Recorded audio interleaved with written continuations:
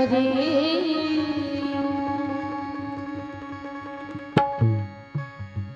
मोहिला लगन गुरु चरणन की गुरु चरणन की गुरु चरणन की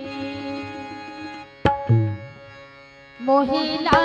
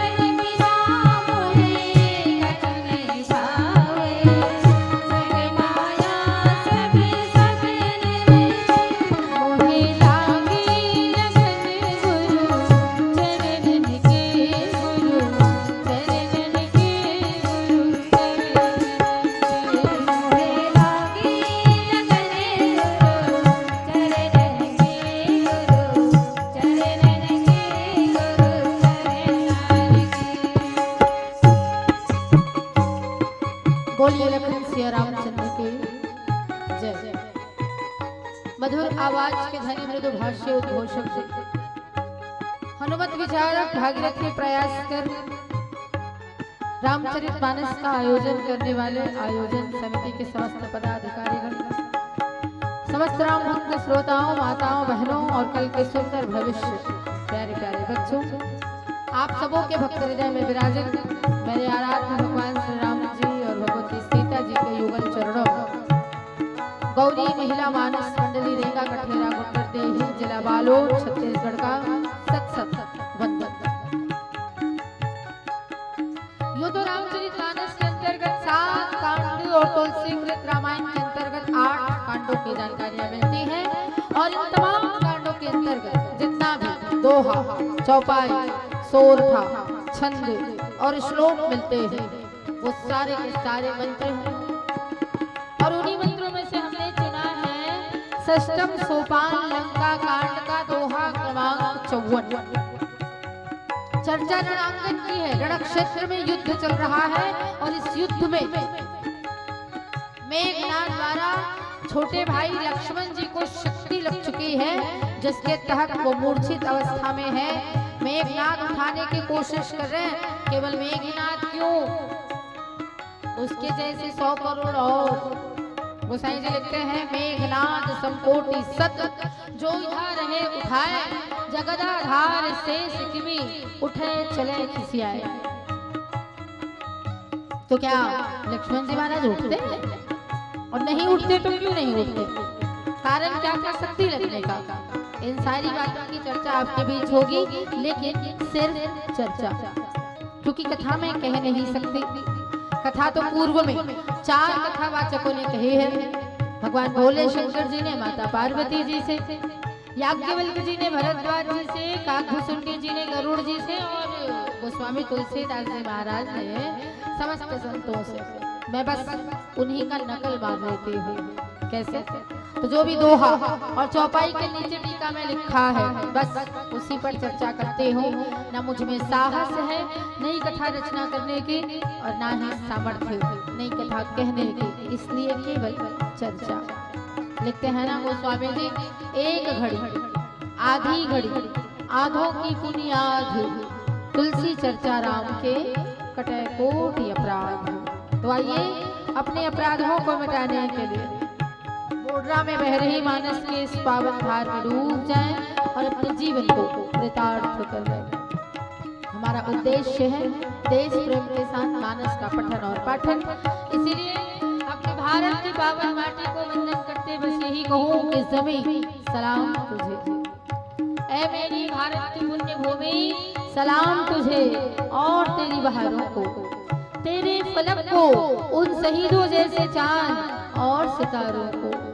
सलाम उनको जिनके लबों पे हो तेरा नाम और जो दे प्यार तुम्हें, उन सबों को मेरा प्रणाम, उन सबों को मेरा प्रणाम। इसे भाव के साथ मीराबाई का ये भजन, पश्चात मानस पर चिंतन। बोलिए लखन सिया रामचंद्र की जय।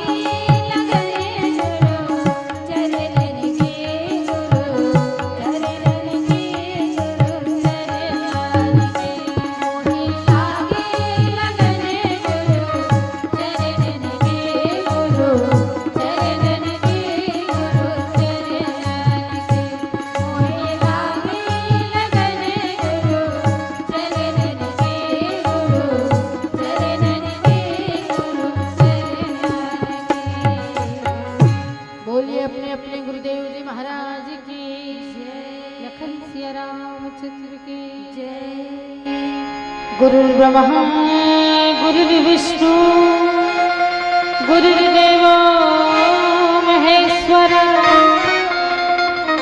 गुरुर्साक्षात् परब्रह्म तस्मै श्री गुरुवे नमः। नीलांबुज श्यामल कोमलांगं सीता समार बाणो महासायक चारुचापम नमामि रामं रघुवंशनाथं। श्री तुलसीदास जी के पद कमल बारंबार मनाए, गुण गावो सिया राम के हनुमत हो सहाय। लखन सिया रामचंद्र की जय। बोड़ा ग्राम के इस मानस महायज्ञ में तन मन और धन की आहुति देकर सफल बनाने वाले सभी आदरणीय जनों के हृदय में विराजित भगवान श्री राम जी और भगवती सीता जी के युगल चरणों में एक बार पुनः मंडली समेत सादर प्रणाम। चलिए हम आपको ले चलते हैं रण क्षेत्र में, जहां पर युद्ध जोर शोर से आज एक परिणाम में आने वाला है। और जब लंका कांड बोल देने से युद्ध का कांड माना जाता है, और युद्ध का कांड बोलने से एक खबर आप तक पहुंचानी थी मुझे। खबर ये थी कि जब मैं बोर्डा आ रही थी तो रास्ते में किसी ने पूछा कि बहन जी आप बोर्डा जा रही? बोले हाँ जा रही। तो कह देना उन लोगों से कि राम और रावण का युद्ध शुरू हो गया है, और जो जो राम की सेना में भर्ती होना चाहते हैं उन लोग से पूछ के नाम लिख के लाइएगा। बोले तो आप उपस्थित समस्त जन समुदाय से प्रश्न है, आप में से कौन कौन राम की सेना में भर्ती होना चाह रहे हैं, राम रावण के युद्ध में भागीदारी निभाना चाह रहे हैं? हाथ खड़े करेंगे भला। 1 2 3 इधर से सब रावण दल वाले हैं क्या जी? हाँ जी। सबसे पहली बात तो आप बहुत दूर है, वो आप लोग पास आ जाइए, क्योंकि दूर होने से ना हमारी आंखें चार नहीं होती, आई कांटेक्ट नहीं होता, और इसीलिए आपको मेरी बातें समझ में नहीं आती। मैंने कुछ पूछा था, किसी ने ध्यान दिया? हाँ नहीं दिया? एक बार फिर से पूछती हूँ। राम रावण की सेना में सैनिकों की कमी पड़ रही है, तो आप में से कितने लोग राम दल में शामिल होना चाह रहे हैं? हाथ खड़े करेंगे। फिर भी गिनती की संख्या कमी है, मुझे लगता है रावण दल वाले ज्यादा है ना? कोई नहीं, देख ली बहन जी, देख ली, आपको भी देख ली मैंने। हाँ हाँ जी, ऐसे नहीं, हाथ खड़े करने का मतलब ऐसे होता है, ऐसे सिर के ऊपर हाथ जाना चाहिए। आप तो ऐसे कर रही हो जैसे टाटा बाय बाय कर रही हो। कोई नहीं, तब भी आपको भर्ती दे दी जाएगी। वैसे आप लोगों ने देखा होगा हमारी मंडली के किसी ने भी नहीं उठाया था हाथ, इसका मतलब हम खुद ही रावण दल वाले।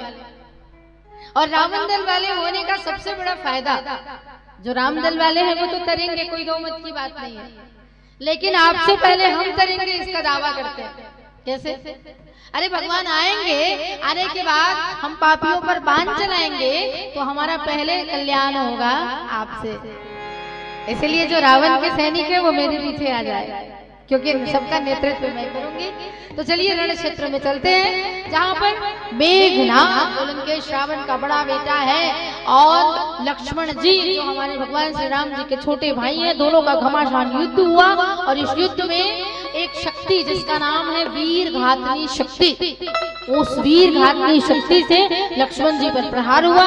और लक्ष्मण जी पर जैसे ही प्रहार हुआ वैसे ही लक्ष्मण जी महाराज मूर्छित हो गए हैं। और लक्ष्मण जी महाराज को मूर्छा में देखकर मेघनाद ने बल बांधा, चलो इसे उठा के पिताजी के पास बतौर उपहार ले चलूं। और क्या किया उसने, तो गोस्वामी जी लिखते हैं, मेघनाद सबको सत जो धर है उठाई, जगदाधार शेष में उठे चले लखन सिया रामचंद्र की जय। मेघनाद और मेघनाद के समान 100 करोड़ अर्थात अगिनत योद्धा लक्ष्मण जी को उठाने का प्रयास कर रहे हैं, परंतु जगत के आधार शेष जी लक्ष्मण जी उनसे उठते कैसे, इसीलिए वो लजाकर चले गए। ये तो रहा शाब्दिक अर्थ जो इस दोहा के नीचे लिखा है।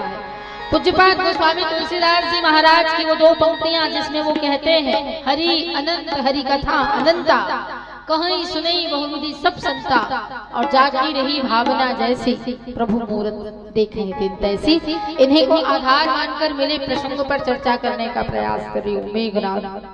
आइए सर्वप्रथम हम इस प्रथम शब्द का विश्लेषण कर लेते हैं।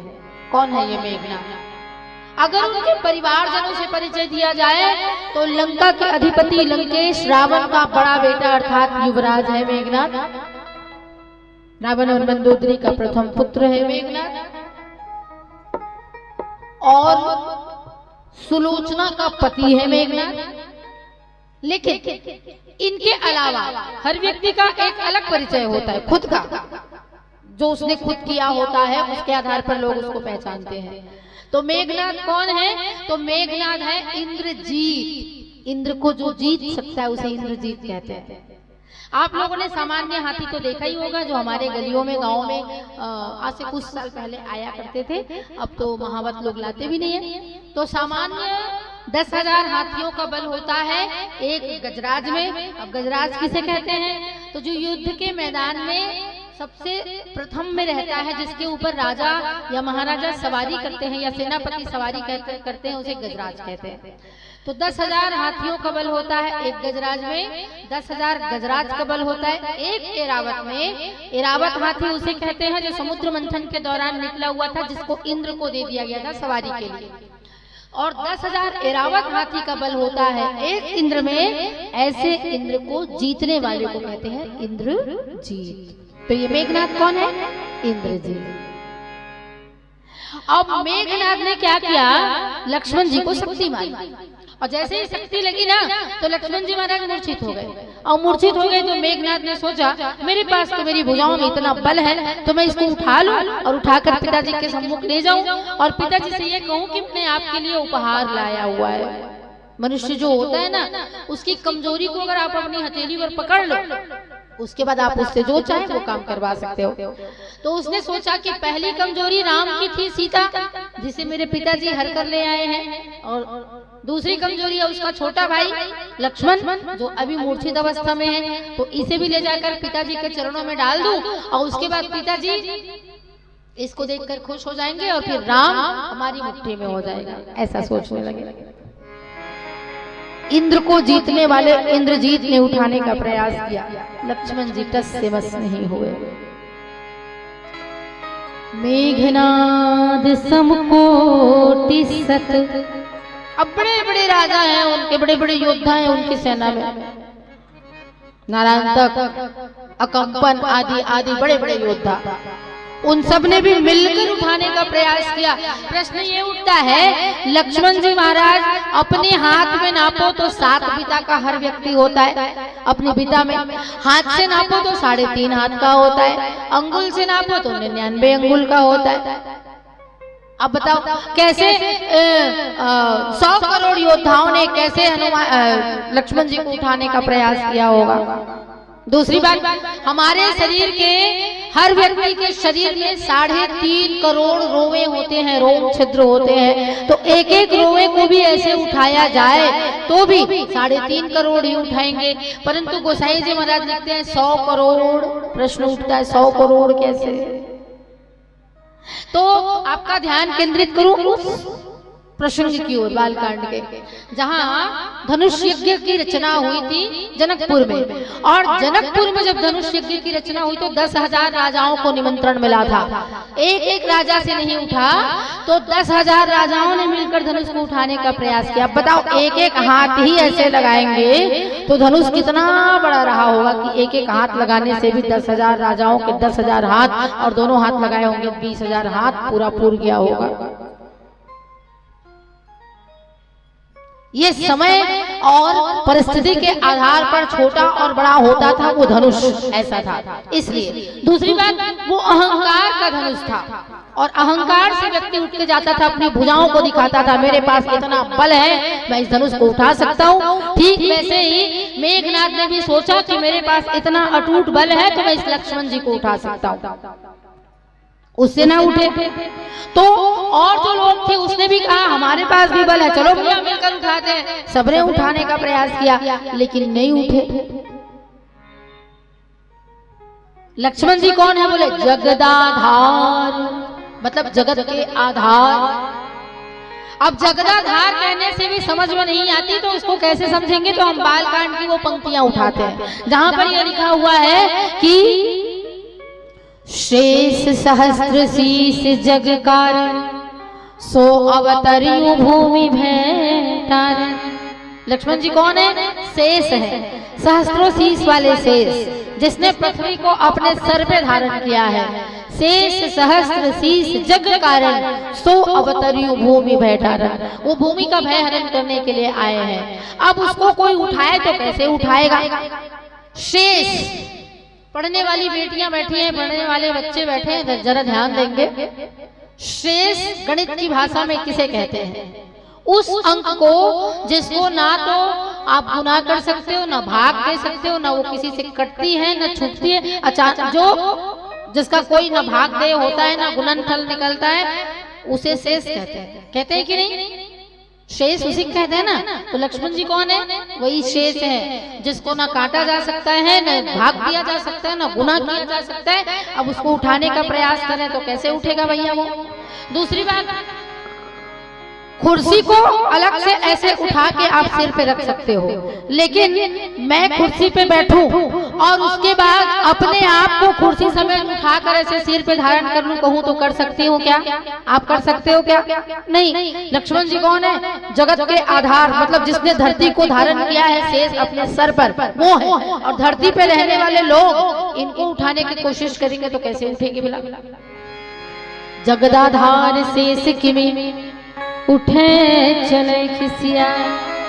जब नहीं उठा तो उनको लज्जा आई, जो अपनी भुजाओं का बल दिखाते थे, हमारे पास इतनी बल है, इतना बल है, फलाना है, ठिकाना, वो सब लजा के चले गए और कहते खिसियानी बिल्ली खंबा नोचे।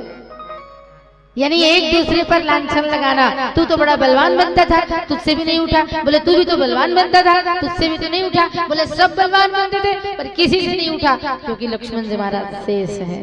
शेष ये तो शाब्दिक अर्थ। चंचल फिर से थोड़ी गहराई में उतर कर हो, इससे पहले एक भजन करते हैं। बोलिए लखन सिया रामचंद्र के।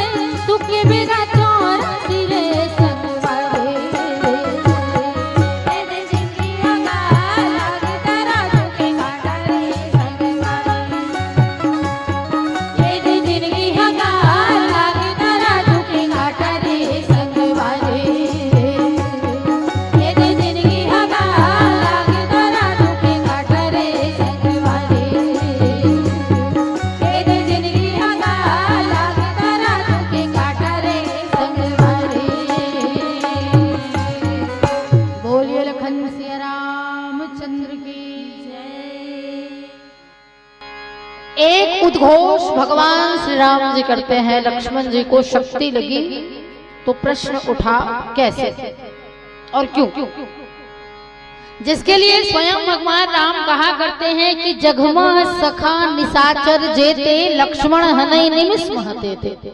जगत में जितने सारे निशाचर होंगे मेरा भाई लक्ष्मण उसको पलक झपकते मार सकता है, ऐसा भगवान श्री रामचंद्र जी स्वयं उद्घोष करते हैं। इसके बावजूद श्री राम जी के छोटे भाई लक्ष्मण जी को वीरघातनी शक्ति लगी, इसका क्या कारण हो सकता है?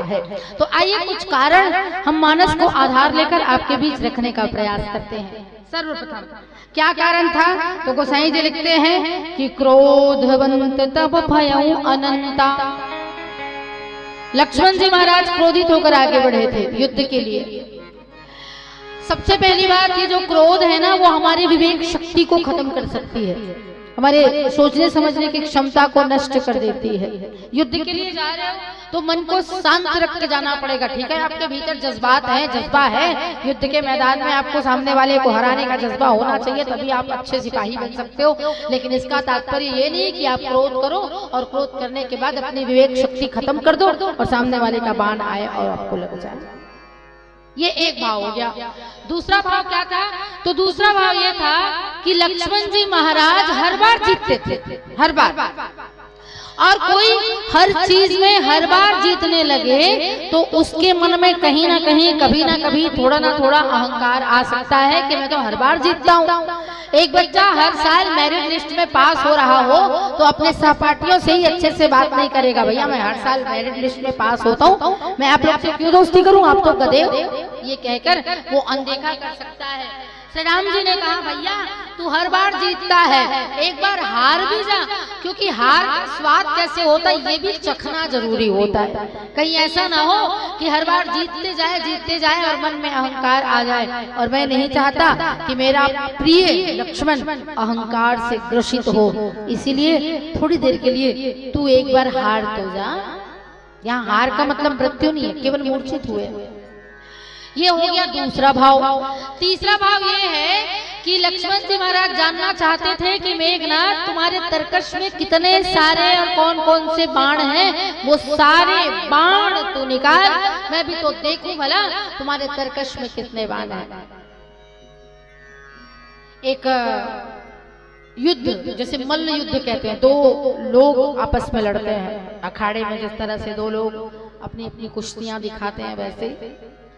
तो मल्ल युद्ध के दौरान एक अच्छा विजेता वही घोषित होता है जो ज्यादा मार खाता है। अब आप पूछोगे ऐसे कैसे?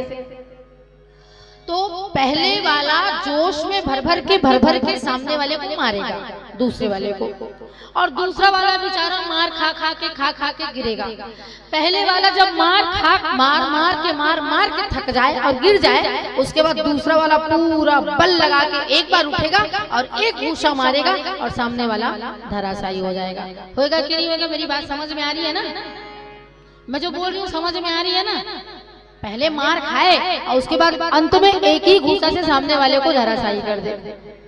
तो बोले लक्ष्मण जी तू भी ऐसा कर ले जितना करना चाहता है, मैं भी तो देखूं कितना बल है तुम्हारे पास। और जब सारे तुरीन के तुम्हारे बाण, तुरीन मतलब जिसमें बाण रखा जाता है ना, उसे तुरीन कहते हैं, तो तुम्हारे तुरीन के सारे बाण जब खत्म हो जाएंगे तो मैं एक ही बाण से तुम्हारा इतिश्री कर दूंगा।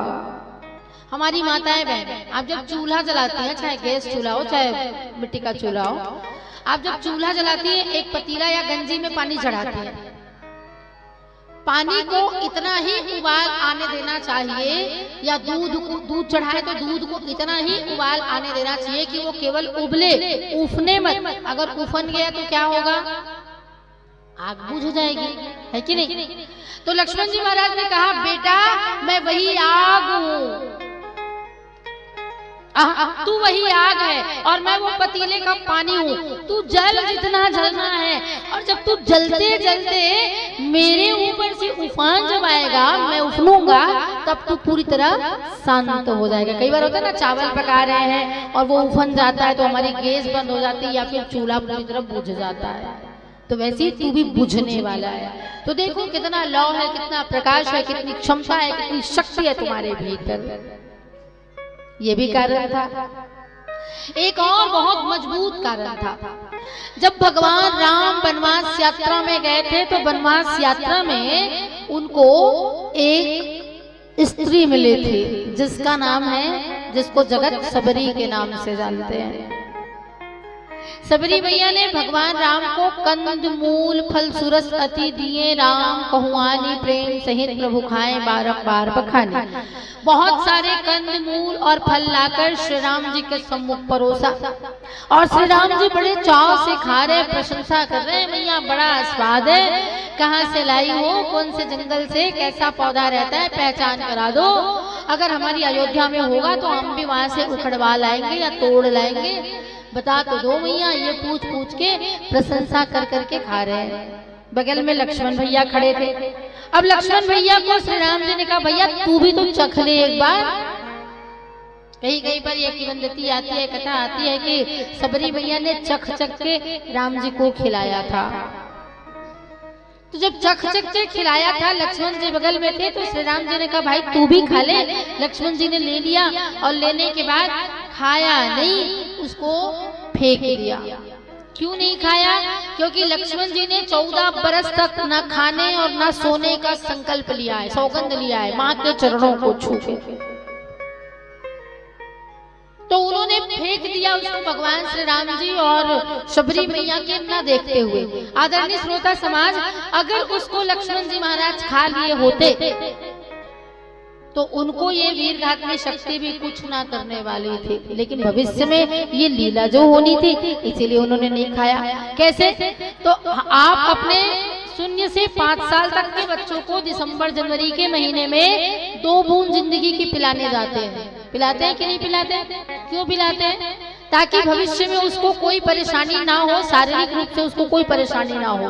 तो वही थी वो 2 बूंद जिंदगी की, जिसे लक्ष्मण भैया अगर खा लिए होते तो उनको ये बीमारी ना लगती, लेकिन उन्होंने खाया ही नहीं, इसके लिए उनको वीरघातनी शक्ति लगी। एक और, जब अपच होता है तो कड़वी दवाई खानी पड़ती है। श्री लक्ष्मण जी महाराज को कहीं जीत का अपच ना हो जाए, इसीलिए ये हार की कड़वी गोली खानी पड़ी। और इससे भी बड़ा कारण सबरी मैया के कंद मूल फल ही है जो वीरघातनी शक्ति लगने के बाद जो संजीवनी लाई जाती है द्रोणाचल से, वो द्रोणाचल में ही गिरा था जिसे लक्ष्मण भैया ने फेंक दिया था। और वही द्रोणाचल से उसी संजीवनी को हनुमान जी लाते हैं और लाने के बाद लक्ष्मण भैया को खिलाते हैं, और तब जाके लक्ष्मण भैया के जीवन वापस पा पाते हैं, मतलब वापस प्राण आता है। दूसरा और कारण जिस बात को मैंने अभी अभी थोड़ा सा छेड़ा, कौन सा कारण? दरअसल लक्ष्मण भैया जब वनवास श्री राम जी जा रहे थे तो मैं भी चलूंगा भैया आपके साथ करके श्री राम जी के चरणों में निवेदन किया। श्री राम जी ने कहा, भाई तू नहीं जा सकता है क्योंकि वनवास जाने का दायित्व मेरा है। पिताजी महाराज ने और माँ ने मुझे वनवास जाने के लिए कहा है। आपकी भाभी मेरी सहधर्मिणी है, मेरी पत्नी है, इसीलिए वो मेरे साथ जा सकती है, तू नहीं जा सकता। लक्ष्मण जी ने कहा कि भैया मैं क्यों नहीं जा सकता?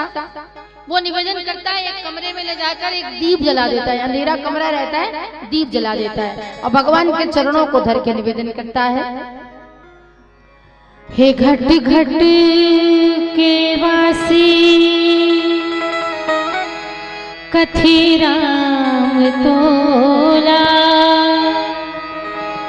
तय अपनी शरण मां लगा दे न मोला। मोरी जिंदगी के नैया डुबैया है स्वामी, ये जिंदगी के नैया डुबैया है स्वामी, दया कर कृपा कर हे अंतर्यामी। हे घट घट के वासी कथे राम तोला, तय अपने चरण मां लगा लेना मोला तै अपने चरण में लगा लेना मोला। चरणों को धर के श्री राम जी के सामने निवेदन कर रहे हैं लक्ष्मण जी। श्री राम जी ने कहा भाई तुम्हें घर की रक्षा करनी होगी, क्योंकि मैं जा रहा हूं तो भरत हो जाएगा अकेला, इसीलिए भरत के साथ रह के तू सेवा करना, माता पिता गुरुजन और समस्त प्रजा की। शत्रुघ्न तो अभी छोटा है, उसको समझ नहीं है, लेकिन तुझे समझ है, इसीलिए तू यहाँ पे रह। वो अंधेरा कमरा था, दीप जल रहा था। लक्ष्मण भैया ने कहा कि भैया ठीक है, आप वनवास जाना चाहते हो चले जाओ, मैं रोकूंगा नहीं, लेकिन भैया आपके पीछे इस दिए की रोशनी से परछाई बन रही है, तो इस परछाई को साथ मत ले जाना, इसको छोड़ के जाना। श्री राम जी ने कहा क्यों रे, तू बौरा गया है, पगला गया है क्या? अगर मैं जाऊंगा तो मेरे पीछे पीछे मेरी परछाई भी तो जाएगी। इस पर पुनः निवेदन करते हुए श्री लक्ष्मण जी ने कहा प्रभु मैं कब से आपको यही तो समझाना चाह रहा हूँ, मैं आपकी परछाई हूँ, इसीलिए आप जहाँ जहाँ चलोगे मैं आपके साथ जाऊंगा। तू जहाँ जहाँ चलेगा मेरा साथ होगा, मेरा साया मेरा तो मैं साया हूँ आपकी, मैं आपके साथ चलूंगा। अंततः लक्ष्मण भैया की बातों से श्री राम जी सहमत हो गए, लेकिन एक शर्त लगा दी। और शर्त क्या थी कि भैया तू ना वनवास तो जाएगा, परंतु दो लोगों से अनुमति लेनी पड़ेगी। पहली अनुमति हमारी जन्मदात्री माता सुमित्रा से, और दूसरी अनुमति अपनी धर्म पत्नी हमारे घर की अनुज वधू पुत्र वधू कौन, उर्मिला से। अगर इन दोनों ने तुम्हें जाने के लिए कह दिया तो तू मेरे साथ चल सकता है। श्री राम जी जैसे ही ऐसा बोले लक्ष्मण जी दौड़ गए रनिवास की ओर, और रनिवास की ओर दौड़े तो पहला कक्ष पड़ा उनकी पत्नी का, जिसको उन्होंने देखा भी नहीं, आगे बढ़ गए। कहते हैं कि वो हाथ में थाल सजाए खड़ी थी, तिलक लेकर, कुमकुम चंदन और रोली का तिलक लेकर, दिया जलाकर, क्योंकि मेरे भारत की स्त्रियों में इतनी क्षमता होती है कि जब जंग में जाए सिपाही तो खुद सजने तिलक लगाए, मुंह से तो कुछ ना बोले, चुपके चुपके नीर बहाए। ये मेरे भारतीय सभ्यता की संस्कृति की पहचान है। तो इसीलिए उर्मिला मैया दरवाजे पर खड़ी रह गई, परंतु लक्ष्मण जी ने उनकी ओर देखा भी नहीं, आगे बढ़ गए। किसी ने पूछा उर्मिला जी की ओर क्यों नहीं देखा, तो इसका उत्तर ये बताते हैं प्रबुद्ध लोग कि उर्मिला जी की ओर देखते, और हो सकता है उर्मिला के मन में श्री लक्ष्मण जी के लिए या लक्ष्मण जी के मन में उर्मिला के लिए यहाँ पर प्रेम आशक्ति जागृत हो जाती, और प्रेम आशक्ति जागृत होती तो लक्ष्मण जी अपने कर्तव्य से कहीं कर्तव्य विमूढ़ ना हो जाते। इसलिए आगे बढ़े तो माँ का कक्ष था, और माँ के कक्ष में गए, माँ के चरणों को प्रणाम किया और निवेदन करते हैं। तो माँ ने कहा बेटा ये सौभाग्य है मेरा, पुत्रवती जुबती जग सोई, रघुपति भगति तासु सुत होई, न तनु बांझ भली बात बयानी। बेटा ये मेरा सौभाग्य है कि तू श्री राम जी का भक्त है। पुत्रवती उसी स्त्री को सौभाग्यवती माननी चाहिए जिसका बेटा भगवान का भक्त हो, और तू तो भगवान का भक्त है, राम का भक्त है। भूरी भाग भाजन भयो मोहि समेत बलि जाओ, जो तुमरे मन छाड़ छल किन्न राम पद ठाओ। ऐसा सुंदर उपदेश दिया। उन उपदेशों के तहत माँ ने एक बात कह दी, एक पंक्ति कह दी, क्या कि तू जा तो रहा है राम और सीता के साथ, लेकिन याद रखना कभी सपने में भी उनके बारे में कुछ गलत मत सोचना। बहुत सारी बातें कही उसने, तात तुम्हार मात वैदेही, पिता राम सब भांति स्नेही, अवर तहाँ जहाँ राम निवासु, ऐसी बहुत सारी बातें कही। तो उन्होंने कहा कि स्वप्न में भी, लक्ष्मण जी को ये बात लग गई, स्वप्न में भी राम और सीता के विषय में तुम गलत नहीं सोचोगे। श्री लक्ष्मण जी ने कहा ये तो बहुत गूढ़ बात माँ ने कह दी, और माँ की बात को मानना एक बेटे का धर्म होता है।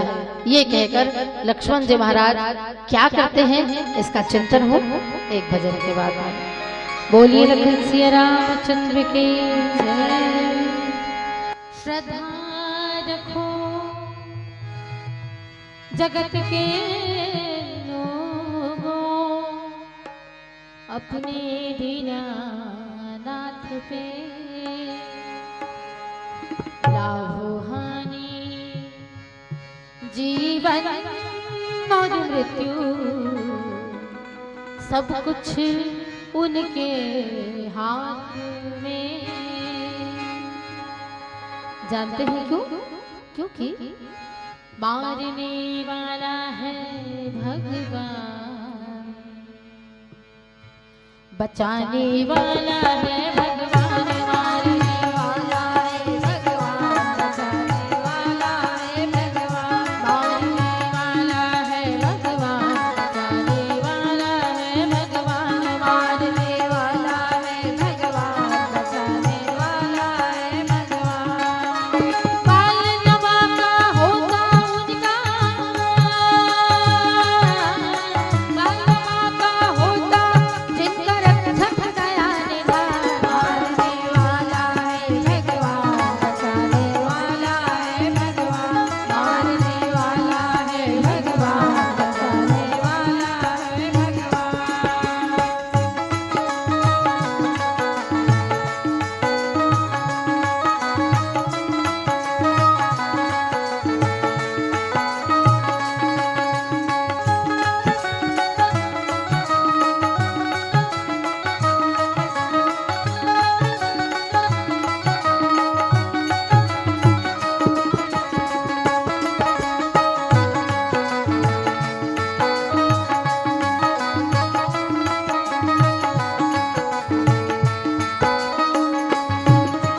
त्यागे दोने वाली फल की आशा,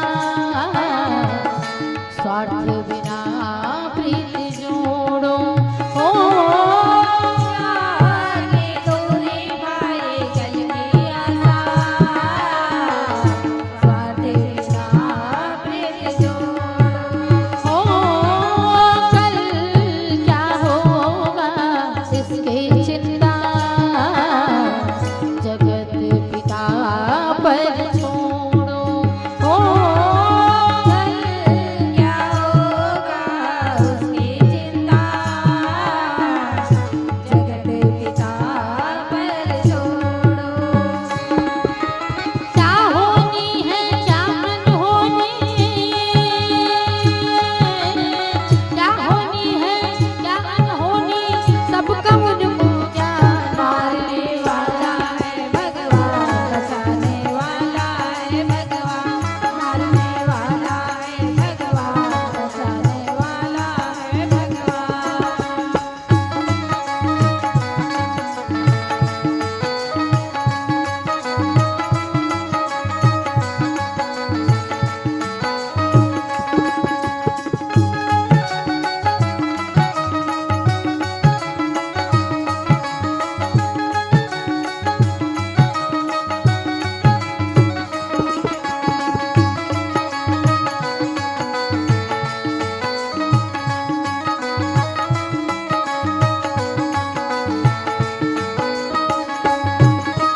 जल थल अगन आकाश पवन पर केवल उनकी सत्ता, केवल उनकी सत्ता, केवल उनकी सत्ता।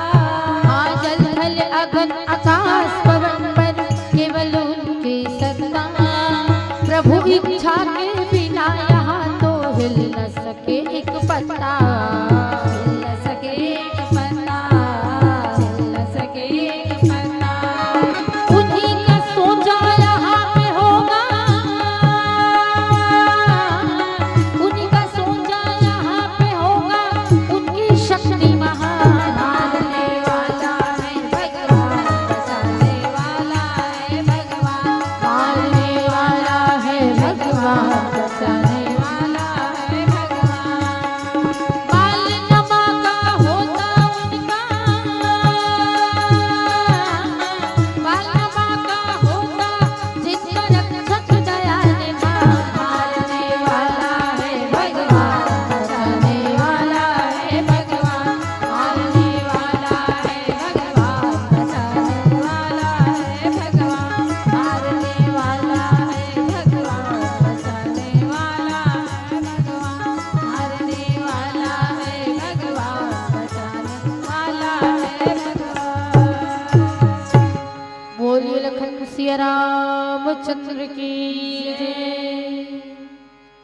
लक्ष्मण जी महाराज चूंकि माँ से अनुमति लेने ही गए थे और माँ ने कहा स्वप्न में भी उनके विषय में आप गलत नहीं सोचोगे। लक्ष्मण जी को बात जज गई, माँ के चरणों को धर लिया और माँ के चरणों को धर के उन्होंने कहा कि मैया जागते जागते तो मैं कभी भगवान के विषय में और भाभी माँ के विषय में बुरा सोचने से रहा, कभी सोचूंगा ही नहीं। लेकिन नींद आ गई और नींद आने के बाद किसको कौन सा सपना आता है वो जानते हैं क्या? हाँ कि ना? सुने भी हो आप लोग? सुने हो कि देख रहे हो? देख रहे हो, इसी कारण आपने जवाब नहीं दिया। सुने होते तो जवाब दे देते। दूसरी बार पूछ रही हूँ, मैं थोड़ी घेक्खर टाइप की हूँ, घेक्खर। जब तक लोग मुझसे जुड़ते नहीं है तब तक मैं प्रश्न पूछ पूछ के उनको जोड़ती हूँ अपने साथ। मैंने ये कहा कि जागते जागते तो कभी हम सोचेंगे नहीं किसी के विषय में बुरा, लेकिन सोने के बाद हमें कौन सा सपना आएगा ये कोई जानता है? नहीं जानता। श्री लक्ष्मण जी ने कहा मैया मैं भी नहीं जानता हूँ कि सोने के बाद मुझे कौन सा सपना आएगा, इसलिए आपके चरणों को धर के ये सौगंध लेता हूँ कि आज के बाद 14 बरस तक मैं सोऊंगा नहीं। माँ तड़प उठी। किसी भी माँ के लिए उसके बच्चे का ना सोना कितना दुखदाई होगा। अगर बच्चा बीमार है और वो नहीं सोता तो माँ उसको सुलाने के कितने जतन करती है। पाँव लंबा करके बच्चे को सुलाकर हिलाएगी ताकि बच्चा सो जाए, कंधे पे रख के थपकियां देगी ताकि बच्चा सो जाए, खुद सीधा सोएगी, सीने के ऊपर बच्चे को सुलाएगी, थपकियां देगी कि सो जाए, पालने में सुलाएगी, लोरी सुनाएगी, पता नहीं क्या क्या। कौशल्या में तेरी तू मेरा राम, तेरी यशोदा में तू मेरा श्याम। रारे रारे रारे रारे रारे रारे रारे रारे। कौशल्या में तेरी तू मेरा राम, तेरी यशोदा में तू मेरा श्याम। माँ कितना उपक्रम करती है, पालना झुलाएगी, लोरी सुनाएगी, कहानियां सुनाएगी, किसी न किसी तरीके से मेरा बच्चा सो जाए। लेकिन लक्ष्मण जी ने 14 साल तक ना सोने का सौगंध माँ के चरणों को धर के ले लिया। केवल इतना ही नहीं, चरण अभी छोड़े ही नहीं है, दूसरा सौगंध उसी के साथ साथ बोले कौन सा? माँ आज के बाद से मैं भोजन नहीं करूंगा। माँ ने कहा क्यों? नहीं सोएगा समझ में आता है, भोजन क्यों नहीं करेगा बेटा? हर माँ अपने बच्चे को खिलाने का कितना सारा प्रयास करती है। ऐसे नहीं खाएगा तो चाय रोटी खा ले बेटा, डबल रोटी खा ले कम से कम, तो जो कहेगा वो बना दूंगी, साबूदाना बना दूं, बिस्किट खाएगा अचार के साथ, पता नहीं क्या कैसे किसी भी तरीके से मेरे बच्चे के पेट में खाना जाए, ऐसा प्रयास हर माँ का होता है। लेकिन लक्ष्मण जी माँ के चरण को धर के बोले 14 साल नहीं खाऊंगा। माँ ने पूछा क्यों? लक्ष्मण जी ने कहा माँ मैं भोजन करूंगा, और भोजन किया मतलब निद्रा मैया मुझे अपनी बाहों में भरेगी, और निद्रा मैया मुझे अपनी बाहों में भरेगी मतलब मुझे नींद आएगी, और नींद आएगी मतलब सपने आएंगे। तो इसीलिए ना मैं भोजन करूंगा, ना मुझे नींद आएगी, और ना ही मुझे सपने आएंगे। 14 साल तक ना खाने और ना सोने का सौगंध पूर्ण कर रहा है लक्ष्मण। श्री राम जी की कृपा दृष्टि देखिए, श्री राम जी की कृपा दृष्टि हुई। लक्ष्मण तू 14 बरस नहीं सोया भाई, मेरे लिए जागता है। मैं आराम से अपनी कुटिया में सोता हूँ, तू बाहर खड़े होकर पहरेदारी करता है धनुष और बाण लेकर। आजा भाई मैं तुझे अपनी गोदी में सुला लूं।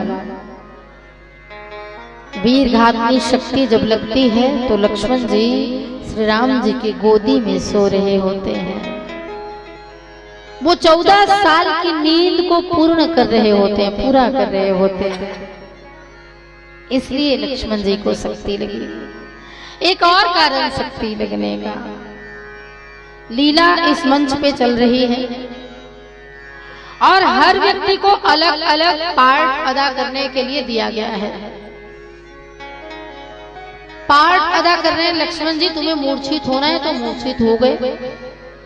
इस बात को हम ऐसे समझ सकते हैं कि होई है वही जो राम रचि राखा, को करी तर्क बढ़ावे साखा। वही होगा जो भगवान ने पहले से रच रखा है। इतने सारे कारण मैंने गिनाए लक्ष्मण जी को शक्ति लगने के। एक और बहुत मजबूत कारण है जो सबसे ऊपर है। कौन सा? रण क्षेत्र में दो योद्धा लड़ रहे हैं, एक का नाम है मेघनाद और दूसरे का नाम है लक्ष्मण जी। वो रण क्षेत्र में अस्त्र शस्त्र के साथ लड़ रहे हैं, लेकिन दो योद्धा अपने अपने घर में अपने अपने महल में लड़ रहे हैं। और वो दो योद्धा कौन हैं? एक का नाम है सुलोचना और दूसरे का नाम है सुनैना। उर्मिला। एक का नाम सुलोचना और दूसरे का नाम उर्मिला। सुलोचना कौन है? तो मेघनाद की पत्नी। और उर्मिला कौन है? तो लक्ष्मण जी की पत्नी। और ये दोनों कैसे लड़ रहे हैं? भगवान के शिव जी के मंदिर पे बैठी हुई सुलोचना भगवान भोले शंकर को मनाती है और कहती है, जय हो नीलकंठ भोलेनाथ, जय हो नीलकंठ भोलेनाथ, जय हो नीलकंठ भोलेनाथ, जय हो नीलकंठ भोलेनाथ,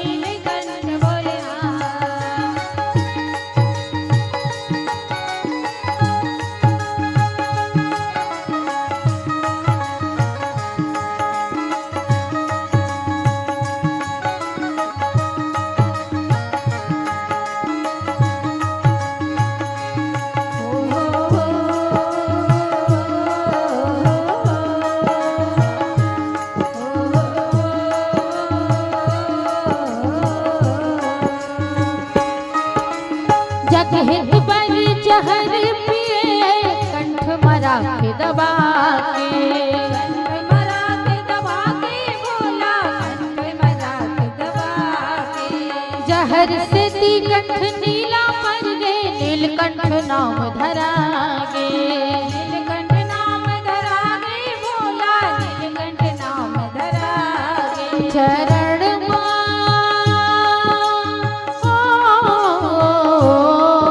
चरण सब झुकाए माथ। जय हो नीलकंठ भोलेनाथ, जय हो नीलकंठ भोलेनाथ, जय हो नीलकंठ भोलेनाथ, जय हो नीलकंठ भोलेनाथ।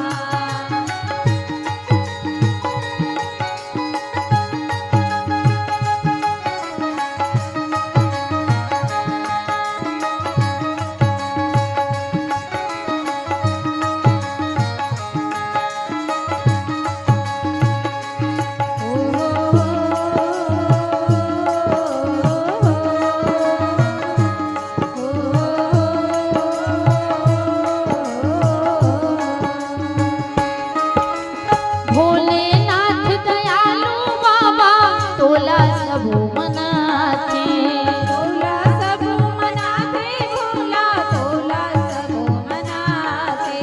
पान फूल नरियर के संग माँ बेलपतिया चघाथे। बेलपतिया लचघाते, भोला बेलपतिया लचघाते। दुखिया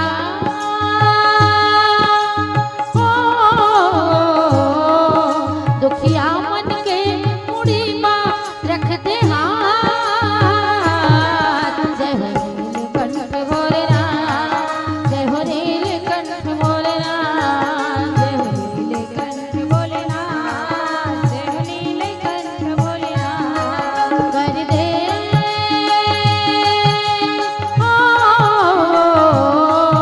कर दे कृपा के बरसात।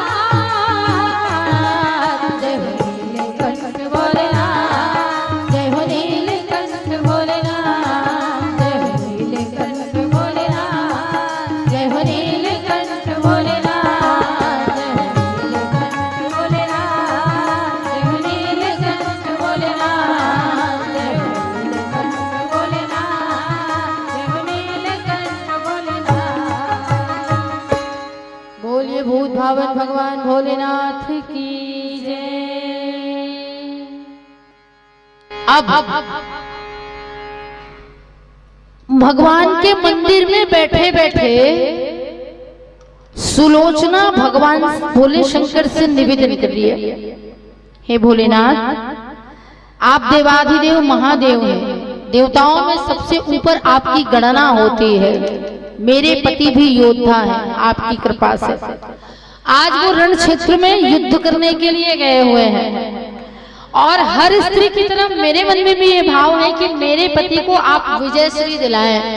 अगर मैंने कभी मन क्रम वचन से आपके चरणों की सेवा करी हो, आपकी सेवा करी हो, अपने पति की सेवा करी हो, तो मेरे पति को विजयश्री मिलनी चाहिए। भोले शंकर ने तथास्तु कह दिया, क्योंकि हमारे भोलेनाथ बड़े भोले हैं। ये तो हो गया सुलोचना की बात। अब इधर देखते हैं उर्मिला क्या कह रही है। कहते हैं कि उर्मिला जो है वो बहुत अच्छी चित्रकार थी अपने जमाने की। तो जो कुछ भी वहां का सुनती थी कि रण क्षेत्र में ऐसा हो रहा है वैसा हो रहा है, वो सारे चित्रों को दीवार में उकेर दिया करती थी, बना दिया करती थी। अब उर्मिला देख रही है कि श्री राम जी और लक्ष्मण जी युद्ध के लिए गए हैं, तो भगवान के चरणों को निवेदन करते हुए उन्होंने लक्ष्मण जी की एक तस्वीर बनाई, फोटो बनाई, और वहां पर भगवान श्री रामचंद्र जी की जो तस्वीर है उसके सामने हाथ जोड़कर कहते हैं कि प्रभु मेरे पति आपकी चरण सेवा में गए हैं। उन्होंने राजपाट छोड़ दिया, अपनी माताओं को छोड़ दिया, अपने पिताजी को छोड़ दिया, अपनी पत्नी को छोड़ दिया, पूरा परिवार पूरा संसार छोड़ दिया, बस आपकी सेवा में गए हैं। और ये कहते हैं कि जहाँ पर कृपा राम की हुई तहाँ पर कृपा करे सब कोई। तो बस प्रभु कुछ नहीं चाहती मैं, मेरे पति को अपनी चरणों से लगाए रखिएगा, बस इतना चाहती हूँ। ऐसा किसने कहा? किसने कहा? उर्मिला ने कहा। अब उनको भी भगवान ने तथास्तु कह दिया। एक ने मांगा विजय श्री मिले तो भोले शंकर ने तथास्तु कह दिया, इसलिए वो विजय हो गया। और दूसरे ने कहा अपने चरण से लगाए रखिए, तो लक्ष्मण जी को जब शक्ति लगती है तो हनुमान जी कोई नहीं उठा सकते, लेकिन हनुमान जी उठा के भगवान की गोदी तक ले गए। एक संत ही उठा के भगवान के सदन तक ले जा सकते हैं। तो लक्ष्मण जी को अपनी गोद में भगवान सुला रहे हैं। ये बात कब पता चली? जब ये एक और कारण था वीरघात में शक्ति लगने का। ये बात कब पता चली? जब सुषेण वैद को घर समेत उठा के ला लिया हनुमान जी ने। सुषेण वैद कौन है? लंकेश रावण का सबसे अच्छा डॉक्टर वैद, जिसको शल्य क्रिया आती थी। शल्य क्रिया का तात्पर्य होता है ऑपरेशन करना।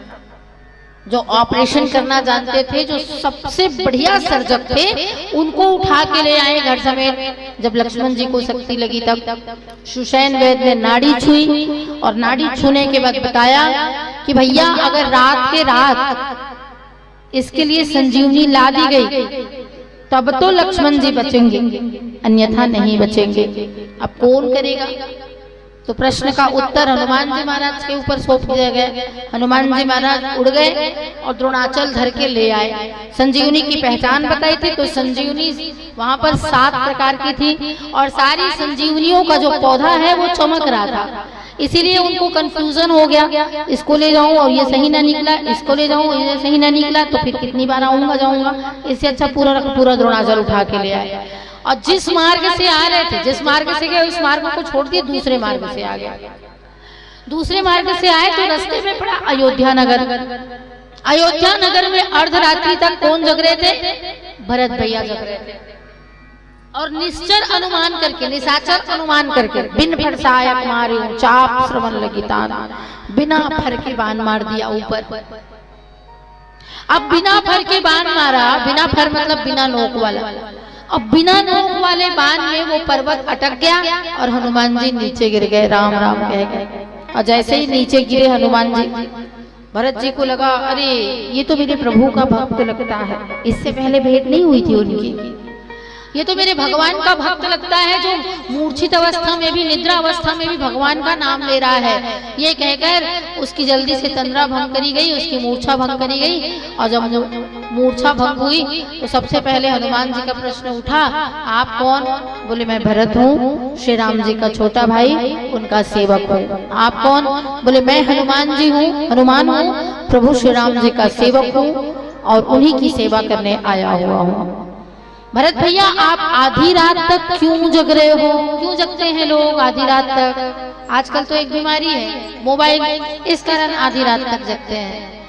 हमारे ही जानती में हम लोग कितने पढ़ लिख रहे थे, उस जमाने में भी 10 बजे तक लोग मुश्किल से जगते थे। खैर टीवी नहीं था, अब जगे तो 11 बजे तक जगते ना, लेकिन नहीं 12, 1 और 2 भी बज जाता है भैया। कई बार देखो ऑनलाइन देखते हैं, मान लो नींद से जगे बाथरूम जाने के लिए और देखो तो ऑनलाइन आते हैं कई लोग।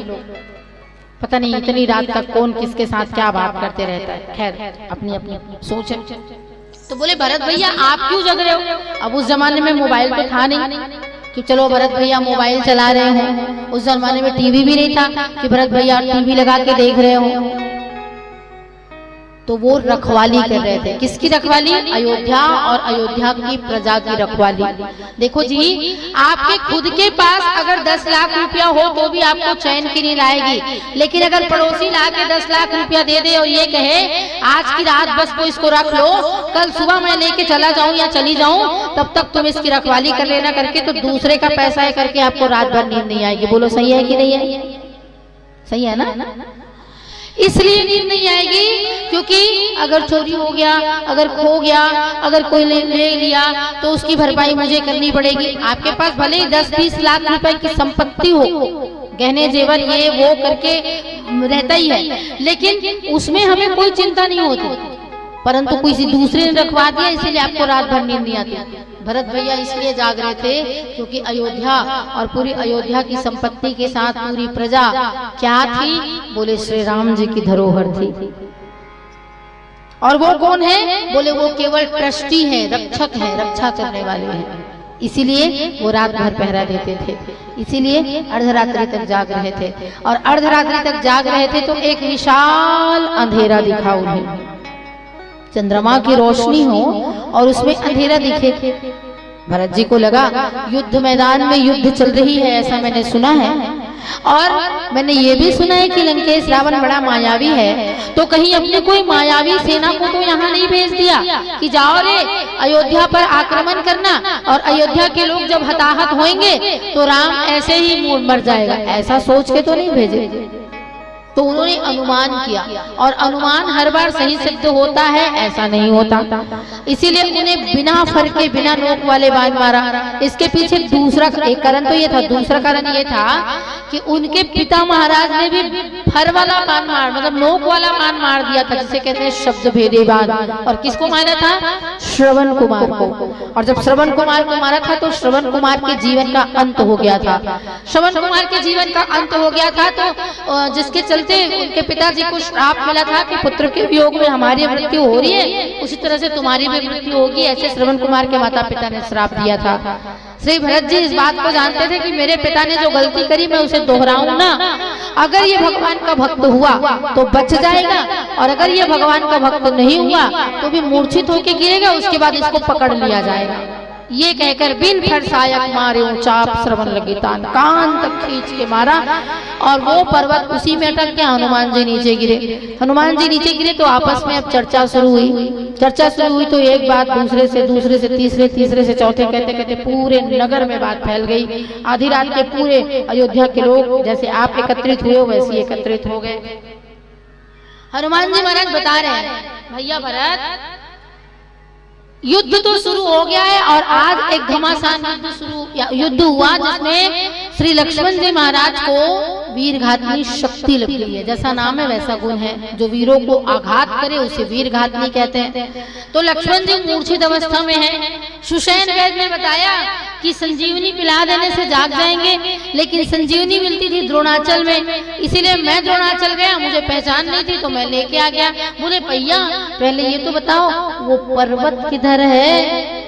भरत जी ने कहा भाई आप टेंशन मत लो, डोंट वरी, फिकर नॉट, वो पर्वत ऊपर है। बोले ऊपर क्या कर रहा है?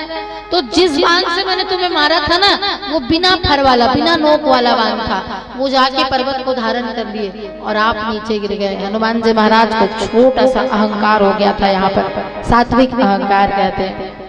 मैं ना होता तो भगवान का क्या होता, लक्ष्मण जी का क्या होता वाला अहंकार। मैं पर्वत को धर के लाया ऐसा वो कह रहे थे, लेकिन जब उन्होंने एक बाण को देखा कि वो इतने बड़े पर्वत को धारण कर सकते हैं तो उनको लगा कि ये बाण ज्यादा शक्तिशाली है मुझसे, इसीलिए तो उसने उसको धारण कर लिया। ये अहंकार उनके मन का खत्म हो गया। अब चर्चा के दौरान श्री लक्ष्मण जी महाराज के विषय में हनुमान जी महाराज बता रहे हैं। सारे नगर के लोग एकत्रित हैं और सारे नगर के लोग रो रहे हैं, हे भगवान हमारे लक्ष्मण जी की प्राण रक्षा करना, हे भगवान हमारे लक्ष्मण जी को क्या हो गया, ऐसा सब रो रहे हैं। एक किनारे दो स्त्रियां खड़ी थी, एक किनारे, और वो मुस्कुरा रही थी, और वो स्त्रियां मुस्कुराते मुस्कुराते एक दूसरे को देख रही थी। हनुमान जी महाराज से रहा नहीं गया, उसने पूछा कि भैया ये दोनों स्त्रियां कौन हैं जो हंस रही हैं, लक्ष्मण जी को शक्ति लगी है इस कारण। तो भरत जी ने कहा ये दोनों स्त्रियां कोई नहीं बल्कि वो तो लक्ष्मण जी की माँ है और एक उनकी धर्म पत्नी है। हनुमान जी के मन में प्रश्न उठा, जिसके पति के प्राण अवतप जाने वाले हो, जिसका बेटा मरण सैया पर पड़ा हुआ हो, वो दोनों स्त्रियां हंस कैसे सकती हैं? उनसे मिलने के लिए गए और वहां मिलने के बाद क्या होता है इसका चिंतन करेंगे, लेकिन एक भजन के बाद। बोलिए लखन सिया रामचंद्र की जय। वहां के नगर के लोग क्या सोचते हैं? मोरे कर्म हावे दगाबाज रे, रात दिन मोला करे हलाकानी रे, मोला करे हलाकानी रे।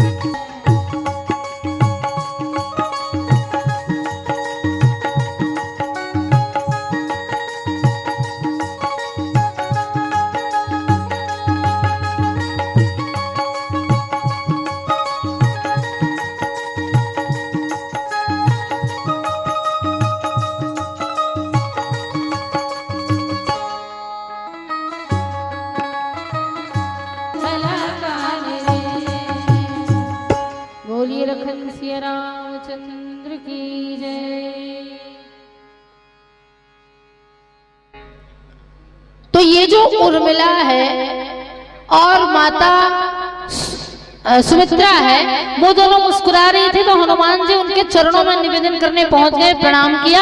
और प्रणाम करने के बाद उन्होंने सबसे पहले सुमित्रा मैया से पूछा, मैया एक बात मेरी समझ में नहीं आ रही है, लक्ष्मण जी को वीरघातनी शक्ति लगी हुई है और आप मुस्कुरा रही हैं, ये क्यों है भला? इस पर सुमित्रा मैया ने कहा, हनुमान जी अभी अभी आपने बताया ना कि मेरा लक्ष्मण सोया हुआ है। बोले हाँ मैया सोया हुआ है। और कहाँ सोया है? तो राम की गोदी में सोया है। हाँ, राम की ही गोदी में सोया है मैया।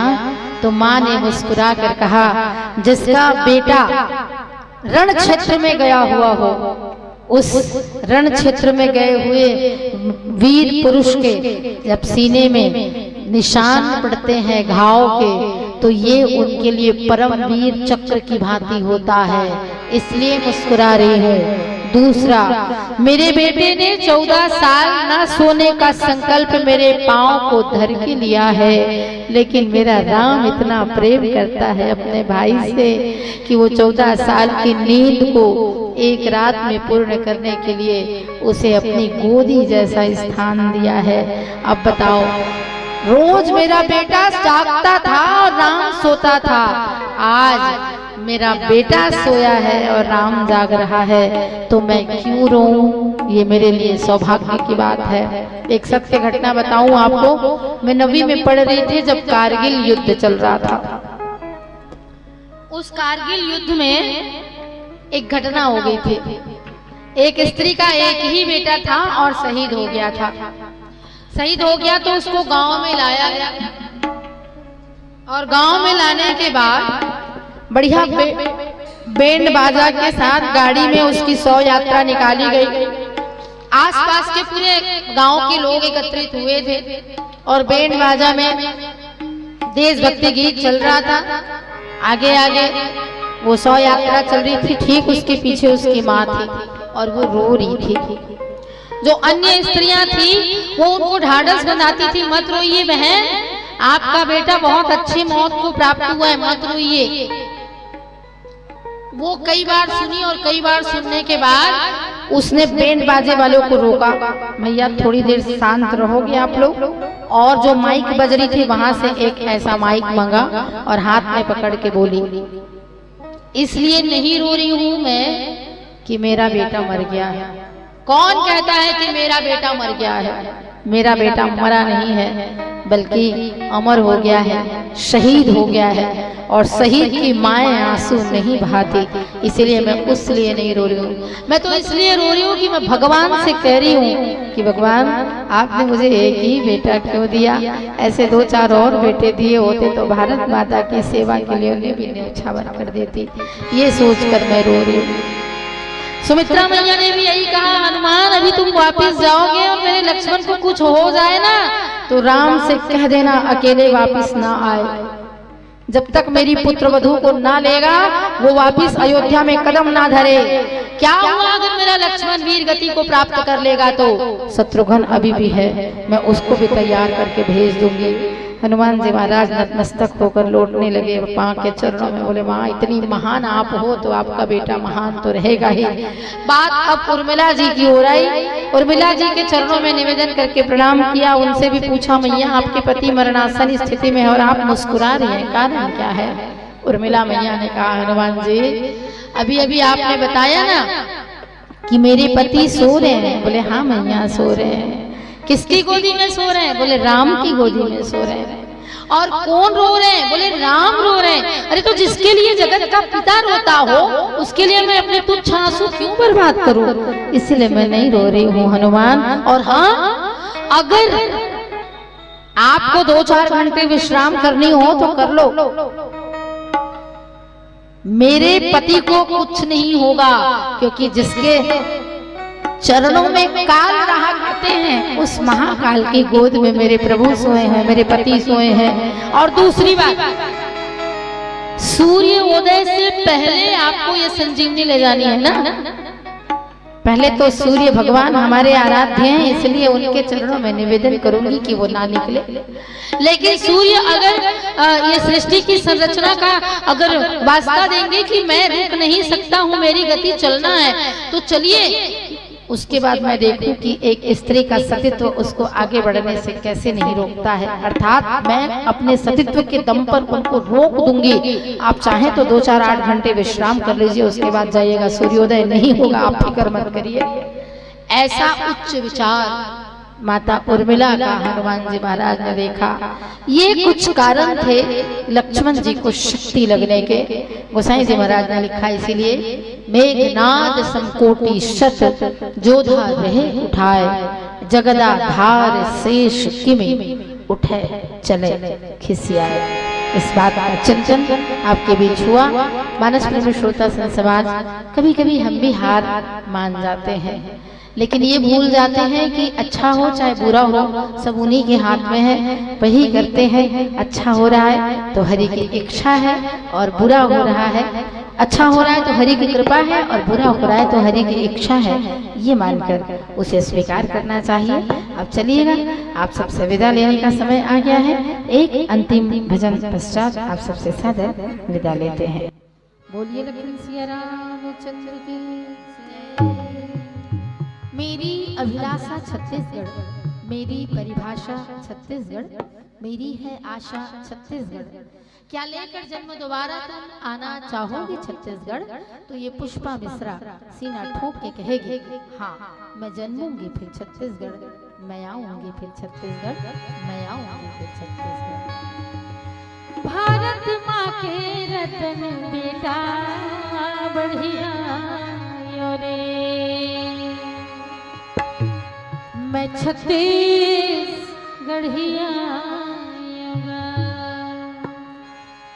मैं छत्तीसगढ़िया रे।